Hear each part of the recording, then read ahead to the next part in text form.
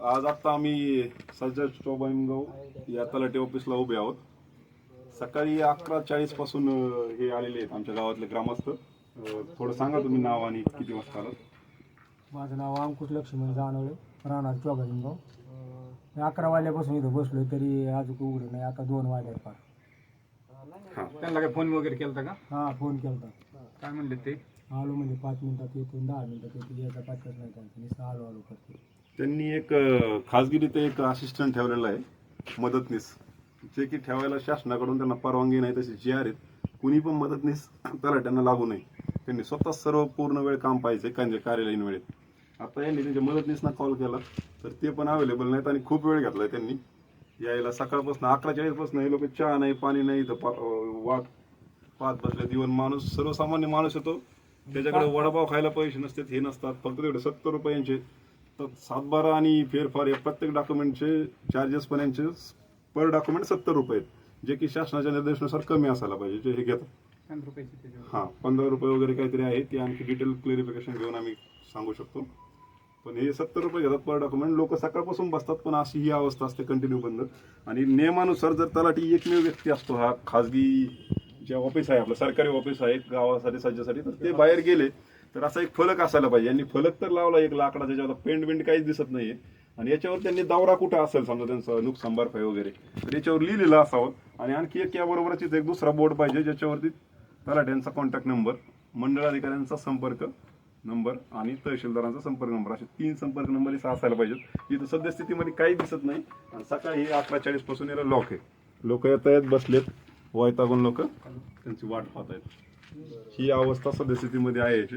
आता थोड्या वेळात 15 मिनिटात येत आहेत असं सांगितलंय. त्यानंतर पाहूया आता काय होतंय पुढे.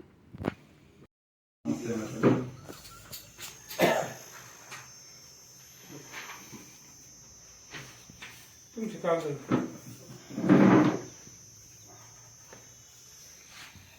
व्हिडिओ घेत होते तुमच्या गावापासून परिसर. आता कुठं सर तुम्ही? मी तलाठी साहेबांसंगी चर्चा करीत असताना काही प्रश्न विचारित होतो. त्या प्रश्नाचे उत्तर देण्याच्या ह्याच्यात नाही मी इथपर्यंतच बोलू शकतो. हे कुठपर्यंत शासनाचं म्हणजे काम काय? आता तलाठी साहेब स्वतः खुर्ची वाजताना अचानकच बाहेर निघून गेलेले आहे. ते निघून गेल्यामुळे हापीस वाऱ्यावर सुटलंय ना. हे हापीसकडे कोण बघायला? आता हे कागदपत्र जर शेतकऱ्यांच्या चोरीला गेले, त्याचा जिम्मेदार कोण? हे कुणी भरपाई करायची? शासनाने एवढे हलगर्जीपणाची माणसं ठेवणं चुकीचं आहे. तलाठी साहेबांनी विचार करायला पाहिजे या गोष्टीचा. तरी कमीत कमी लॉकर लावून जायचं ना त्यांनी. कमीत कमी असं उघड्यावर सोडलं, आता उघड्यावर निघून गेलेत. आता पुन्हा शेतकरी सकाळी 11 वाजल्यापासून बसले ऑफिसला, आता 2:30 वाजत आल्यात जवळजवळ, तरी यांचं काम करीत नाहीत. हे कुठेतरी थांबलं पाहिजे. शासनाच्या कुठेतरी बंधन घातले पाहिजे. नाही तर याची आम्हाला आता तहसीलदार मॅडमला आम्ही रीतसर तक्रार करणार आहोत. आणि तहसीलदार मॅडमनी जर नाही तक्रार घेतली, आम्ही कलेक्टरकडे करू. कलेक्टर नाही घेतली तर मंत्रालयात जाऊ आणि ह्याचा निर्णय लावू. लिमगावच्या बाई इथं कार्यालय बांधलेलं असून सुद्धा तिथं कार्यालय बंद आहे. का बंद आहे? हे भाडेतत्व इथं द्यायचे आणि तिथले शासनाने बांधलेले पैसे फुकट वायाला घालायचे आणि गावात कार्यालय असून सुद्धा तिथं चालू का नाहीये? हे चालू करण्यात यावं लवकरात लवकर, अशी शासनाला मी मागणी करतो. आणि तहसीलदार मॅडम साहेबांना मागणी करतो, लवकरात लवकर ह्याच्यावर निष्कर्ष करून ताबडतोब कारवाई करावी या तलाठी साहेबावर, अशी मी सगळं ग्रामस्थाच्या वतीने निमगावच्या बाईतल्या सर्वांना विनंती करतो मॅडमला. नाही तर याच्यावर तीव्र आंदोलन केलं जाईल. उपोषणचा हा आता मार्गच राहिलेला नाही. हे उपोषणाने ऐकतच नाहीत. असली परिस्थिती होऊन बसलेली आहे. आम्हाला पुढचं पाऊल आंदोलनाचं उचलावं लागेल. हे मॅडमनी दक्षता घ्यावी. आम्ही आता जे रीतसर प्रश्न मांडत होतो त्यामध्ये ते मध्येच उठून गेले. आता जे सकाळी 11:30 पासून त्यांनी आमचे उत्तर तर दिलेच नाहीत. पण 11:30 पासून जे लोक बसलेत, मी चाललो, मी नाही झालं का तुमचं म्हणून ते ऑफिस सोडून गेलेत. आता यांचं काम पुढे कसं होणार? बाकीचं कोणी काम करत. ही सगळी वस्तुस्थिती आहे. आता आम्ही मंडळाधिकारी आणि तहसीलदार मॅम यांच्याकडे याचा पाठपुरावा करूच. हे निमगावच्या बोरून सकाळी आलेले 11 वाजता आहेत. त्यांची थोडक्यात मुलाखत घेऊन त्यांना विचारा तुम्ही काय नाही ते. बोला तुम्ही. बोला तुम्ही किती वाजता आले, काय ऑफिसमध्ये असे सिग्नेचर केलेले. हे तलाठी कार्यालय निमगावच्या निमगाव शहरापासून कडा शहरात आहे आणि इथं मदतनीसाच्या मार्फत कामकाज पाहिलं जातं. तर इथं बऱ्याचशा वेळाच कार्यालयीन माणूस उपस्थित नसताना देखील कामकाज पाहिलं जातं.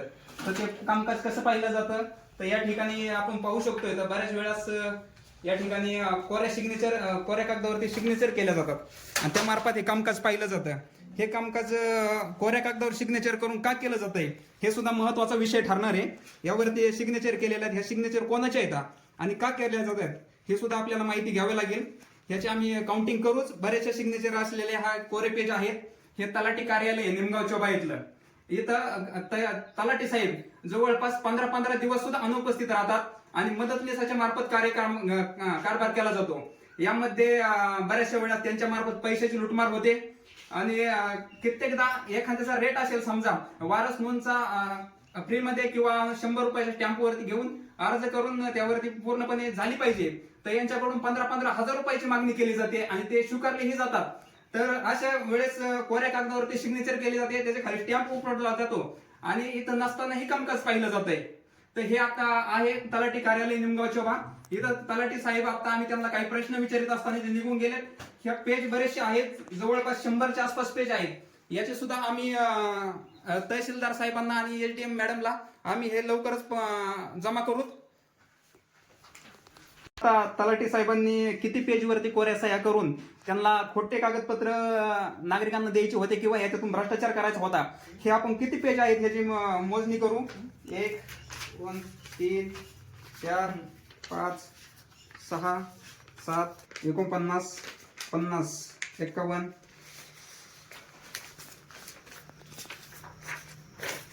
जवळपास 51 पेज सापडलेले आहेत आपल्याला. त्यावरती कोऱ्या कागदावरती पूर्णपणे सिग्नेचर करून गेलेले आहेत साहेब. यामुळे गलथान कारभार चालला जातो, याच्याकडे कुणाचंही लक्ष नाहीये. आम्ही काल या संदर्भात मंडळ अधिकारी यांना सांगितलं तर ते म्हटले की आम्ही काही लक्ष देऊ शकत नाही, तुम्ही तहसील कार्यालयाला कंप्लेंट करा. तर ह्या पद्धतीने 15 दिवस अनुपस्थित असताना कारभार पाहिला जातोय ह्या कोऱ्या कागदावरती सिग्नेचर करून. तर याचा उपयोग कशासाठी करायचा आहे याची सुद्धा तलाठी साहेबांनी आणि तहसीलदार साहेबांनी आणि मंडळ अधिकाऱ्यांनी यांनी माहिती दिली पाहिजे. धन्यवाद.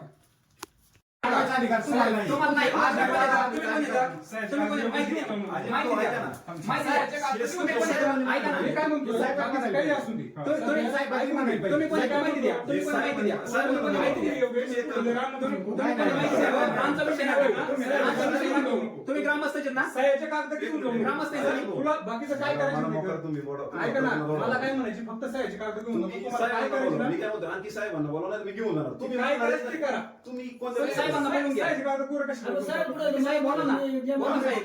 साहेबचे कागद फक्त घेऊन जाऊ नका. मला काय म्हणायचं बाकीचं काय करायचं ते करा. तुम्ही थांबवणारे कोण मग द्या एक प्रश्न फक्त. साहेबचे कागद काढून हेच करू नका. द्या तुम्हाला इथं बोला. तुम्ही बोलू शकता, तुम्ही बोलू शकता. कागद घेऊन जाणार आहे तिथे. कागद घेऊन जाणार आहे आम्ही. मी सांगतो किती कागद चोरीला गेली ती. हो सांगा. चोरीची केस लावा, काय नाही अडचण. अजित भाऊ तुम्ही कोणत्या हक्काने बोलता मला एक सांगा एक मिनिट. अजित भाऊ मी काय बोललो तुम्हाला त्यामुळे तुम्ही नका नाही बोलू. मी तुम्हाला पेज, सांगतो, या मॅटर मध्ये नका नाही बोलू. त्यांचे मदतनीस हे पेज नेण्यासाठी अडवणूक करतायत आणि चोरीची केस टाकू असे धमकी देतायत. तर हे पेज आपण एसडीएम मॅडम आणि तहसीलदार मॅडम यांना लवकरच सबमिट करू. धन्यवाद. माझं नाही मी माझ्यासाठी आता मी तहसील कार्यालय आष्टी येथे उभे आहोत. यासाठी कारण असं की आता नुकसान भरपाईच्या अतिवृष्टी नुकसान भरपाईनंतर पंचनामे करण्यासाठी शासनाचे निर्देश होते तलाठी साहेबांना, ग्रामवसूल अधिकाऱ्यांना. तर गावामध्ये त्यांनी काही सर्वे केले, बाकी उर्वरित ग्रामस्थांनी त्यांना अप्रोच केला, त्यांच्यापर्यंत पोहोचण्याचा प्रयत्न केला, त्यांना फोटो नावासहित टाकले, तरी त्यांनी काही ॲक्शन घेतली नाही बऱ्याच दिवसापासून. त्यामुळं श्री योगेश थेटे यांच्याकडे काही ग्रामस्थांनी येऊन झालेला प्रकार सांगितला. त्यानंतर योगेशने काल त्यांच्यावर टेलिफोनिकली चर्चा करण्याचा प्रयत्न केला, पण त्यांनी रात्री 8 वाजता त्या रात्रीच्या वेळेला त्या मुद्द्यावर चर्चा करताना मध्येच फोन कट केला. त्यानंतर आम्ही आज ठरवलं की सर्व ग्रामस्थ मिळून त्यांच्याशी समोरासमोर जाऊन कार्यालयामध्ये चर्चा करूया. तर आज सकाळी 11:30 ते 12च्या दरम्यान तिथे गेले असता त्यांचं ऑफिस बंद होतं. ते आल्यानंतर साधारणतः आम्ही कॉल केल्यानंतर ते 15-20 मिनिटानंतर आले. त्यानंतर आम्ही त्यांना विचारणा केली, सर तुम्ही कुठे होते? त्यानंतर ते बोलले की मी काहीतरी अर्जंट कामासाठी नदीच्या एका प्रकरणासाठी गेलो होतो. त्यानंतर सदर त्यांना मी विचारलं की यावरती तुम्हाला रितसर नोटीस म्हणजे समजायला ग्रामस्थांना समजायला तर हवं आहे. तुम्ही ऑफिसमध्ये नाही तर काही कायद्यात तरतुदी आहेत, काही तुम्हाला गाईडलाईन्स आहेत, काही निर्देश आहेत. तुम्ही बाहेर असल्यानंतर तुम्ही काय करायला हवं आहे तर त्या त्याला सांगाल का, म्हणजे लोकांना समजेल कसं? तर त्यांचं म्हणणं होतं की नाही तसं काही नाही आहे, मी 2-4 लोकांना सांगून गेलो होतो. मी म्हणलं आता हे दुसरे 2-4 लोक आहेत, हे काय 2 तासापासून वाट पाहतात, त्यांचं काय? तर मग त्यांना मी विचारलं की इथे एक बोर्ड असायला हवा आहे ज्यावरती तुम्ही कुठल्या दौऱ्यावर आहात तो त्याचं त्याच्यामध्ये स्पष्टीकरण असावं. तुम्ही समजा एखाद्या नांदा गावात आहात, चव्हाणगाव गावात आहात, आणि त्यानंतर दुसरा सोबत बोर्ड असावा ज्यामध्ये तलाठी, ग्राम महसूल अधिकाऱ्यांचे नंबर, त्यांच्या वरिष्ठांचे म्हणजेच मंडळ अधिकाऱ्यांचे संपर्क क्रमांक आणि तहसीलदार नाव हे 3 नंबर असायला हवेत शासनाच्या निर्देशानुसार. तसे GR आमच्याकडे आहेत. तर ती विचारणे केला असता ते झालं का तुमचं, म्हणजे आणखी आमचे काही प्रश्न होते. मेन मुद्दा तर अतिवृष्टी नुकसान भरपाईच्या पंचनाम्याबाबतच होता. पण त्यानंतर त्यांनी ते वेगळ्याच ॲटिट्यूडमध्ये घेतलं आणि झालं का तुमचं बास मी निघून चाललो आहे असं त्यांनी कार्यालय सोडून 1:30 वाजताच निघून गेले.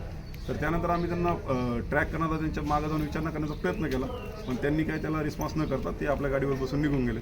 त्यानंतर आम्ही ऑफिसमध्ये थोडंसं आम्हाला ज्या कल्पना होत्या ते काही पेपर्स आम्ही चेक केले तर त्यांचे असे ब्लँक फॉर्मवरती साईन वगैरे केलेल्या त्यांच्या कार्यालयातून आम्हाला प्राप्त झाले आहे. साधारणतः 51 पेजेस आहेत. 51 पेजेस आहेत. आणि शासनाचे निर्देश आहेत की कुठलाही मदतनीस कुणालाही अलाउड नाही आहे. तलाठी वगैरे यांना मदतनीस ठेवून असे हे अगोदरच साईन मारून तुम्ही कार्यालयीन वेळेत कुठेतरी भटकताय आणि त्याचं कुठेही तुमचं असं स्पष्टीकरण नाही, तुमच्या त्या बोर्डवर लिहिलेलं नाही, तुम्ही कुठेही हे आम्हाला माहीतच नाही.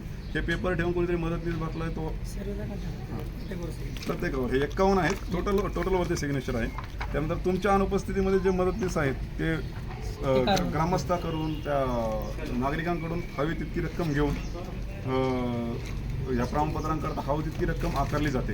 हे सगळे प्रश्न त्यांना विचारायचे होते, पण त्या अगोदरच ते निघून गेले आणि त्यांनी त्यांची जी जिम्मेदारी होती किंवा जबाबदारी होती त्यांनी आमच्या शंकाचं निरीक्षण हे न केल्यामुळं, शंकाचं निरसन न केल्यामुळं आम्हाला इथपर्यंत यावं लागलं. आता ही तहसीलदार मॅम यांना आम्ही सुपूर्द करणार आहोत निवेदनासहित आणि त्यांच्यावर शिस्तभंग कारवाईसाठी एक निवेदन पण देतो.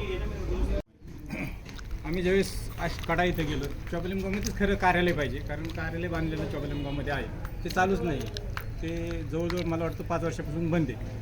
कमीत कमी तिथं तरी चालू करायला पाहिजे. शेतकऱ्यांनी जाऊन बसायचं, पेट्रोल पदर घालायचं, खर्च पदर करायचा, आणि शिवाय तिथं ते अधिकारी थांबत नाही. ते अधिकारी थांबत नाही कारण ह्या अधिकाऱ्यांना वचकच नाही राहिलेला कोणाचा. तहसीलदार मॅडम साहेबांना फोन केला, आम्ही ज्यावेळेस कार्यालयात गेलो त्यावेळेस कार्यालयाला टाळा होता, त्यावेळेस त्यांच्या संगती बोललो आणि त्यांनी मॅडमने आता अशी मागणी करणार आहेत आम्ही की यांना बंडतर्फे करण्यात यावं, कारण शेतकऱ्याचं कामच होत नाही हे ठेवायचं कशाला, कारण हे शेतकऱ्याच्या सेवेसाठी आहेत. यांच्या सेवेसाठी शेतकरी नाही, सेवेच्या शेतकऱ्यांसाठी सेवेसाठी येते लोक. तर यांना बंडतर्फे करण्यात यावं. जर नाही बंडतर्फे केलं तर कठोर शिक्षा देण्यात यावी त्याला, आणि नाहीतर मग आंदोलन केलं जाईल. हे आंदोलन कमीत कमी त्याला बंडतर्फे केल्याशिवाय बंद होणार नाही हे मॅडमने लक्षात घ्यावं, आणि तहसीलदार मॅडमला एवढीच विनंती करणार आहे.